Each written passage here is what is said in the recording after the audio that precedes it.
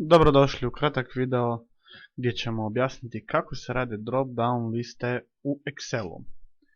Primjer što su to drop-down liste možete vidjeti, znači padajući meni gdje možemo odabrati jedno od 4 ulaza.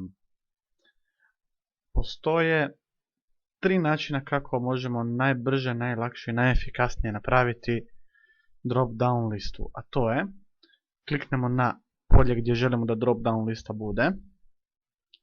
Stisnemo data validation.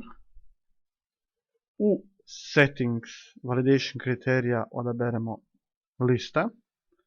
Source ili izvor odaberemo s mišem vučeći po našim odabirima. Stisnemo enter 2 puta i naša lista je gotova.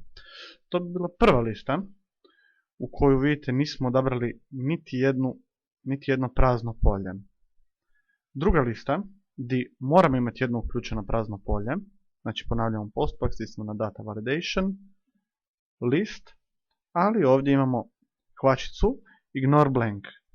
Moramo ju označiti podatke, enter, ok, i naša lista je gotova sa jednim praznim poljem.